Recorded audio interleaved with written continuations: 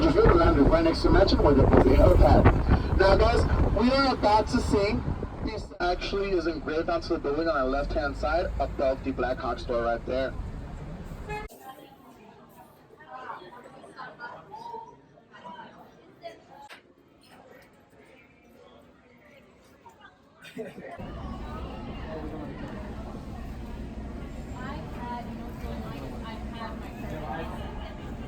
Brought it. No, I brought it home. Kibble.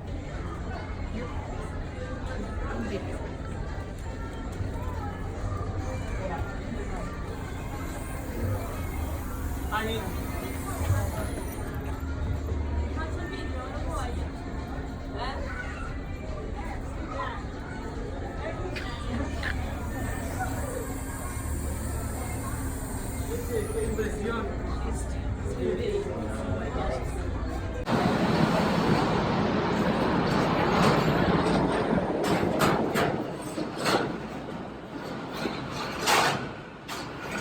This is the 9:30 water tour. We're about to get this started. We are just now getting on the boat.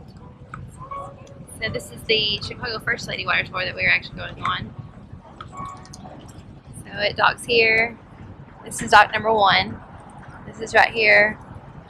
The scenery when you first dock.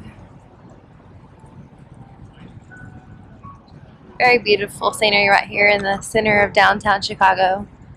Right next to the Trump building right here. Beautiful building.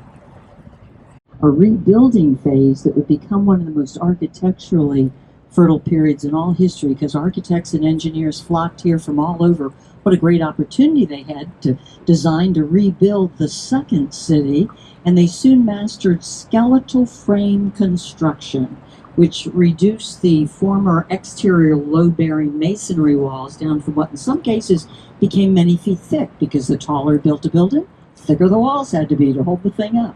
But just like it's our skeleton that holds us up, not our skin, skin is like a curtain wall in a building, keeps the weather out of us. And with skeletal frame construction, the sky became the limit. The skyscraper was born right here in Chicago. Aspect ratio of 10:1 height to base on a building. You're going to get your picture on the cover of a magazine. This one's 20:1 height to base. They were thinking about checking these guys into an insane asylum. But Magnuson Clemensic Associates, MKA, from home headquarters in Seattle, Washington, won an innovation award for the structure of this building that was designed by Getch Partners. It's called 150 North Riverside. I'm going to tell you how they did that too.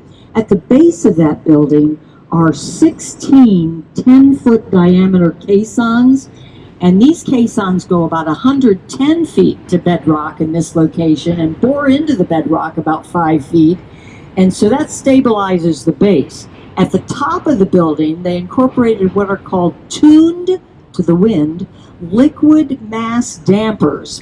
They're big tanks filled with water, like 200,000 gallons of water up there. So the wind blows and the water one way and the water sloshes the other, and that baby stands totally erect. You will not see whitecaps in the toilets of the building in that building, because in fact it's an office building that meets the more strict requirements that a residential building would have for minimizing sway. It's just a dynamo building. And I'd love to talk about it. Probably the most photographed buildings in Chicago are what we lovingly call the corncob towers. But these were also, and notice the saddle-shaped roof on the theater building, House of Blues, and the old office building is now a hotel. And more is more, you called it, because this is mid-century modern from the 50s and 60s. However, Bertrand Goldberg marched to the beat of a different drum than his mentor, Mies van der Rohe, because he liked concrete, he liked curves, and like he said, more is more for him, I guess. You know, part of the thrill of this design to me is the fact that he left the parking garage open air. I say, you back into your parking place very carefully. In fact, I think valets do it today. But it's kind of like living life on the edge, what I saw. But anyway, I just thank God for this beautiful day.